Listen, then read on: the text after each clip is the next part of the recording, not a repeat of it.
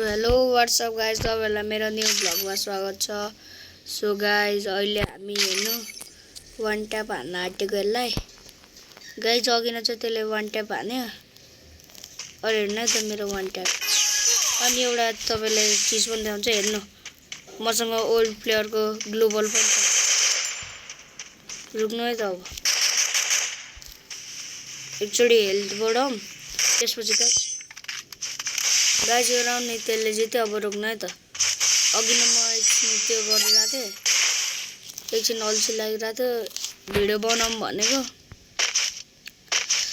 Guys हेर्नु हामीसँग चाहिँ 3टा इमोट छ। गाइज यो ताली बजाएको वाला इमोट छ नि, त्यो इमोट चाहिँ मसँग 4-5 दिनको लागि मात्र छ रे।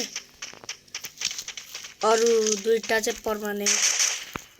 अनि मसँग सबैभन्दा rarest old guys one tap देख्नुभयो। यस्तो मसँग ओल्ड ग्लोबल छ गाइज। हेर्नु गाइज स्कार आई भन्ने गनमा मसँग गोल्ड छ नि, त्यसमा गोल्ड कलरको उत्यो छ। हेर्नु है त। अब यो गनले नि वान ट्याप दिनु पर्यो त गाइज। गाइज म यहाँबाट स्नाइप गर्दै बस्छु।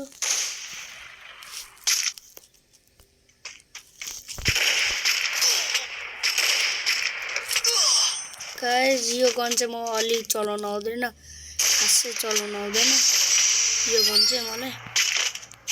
त्यसै गर्दा यस्तो भएको। मेरो यो गनमा बानी छैन नि त गाइज, त्यसै गर्दा।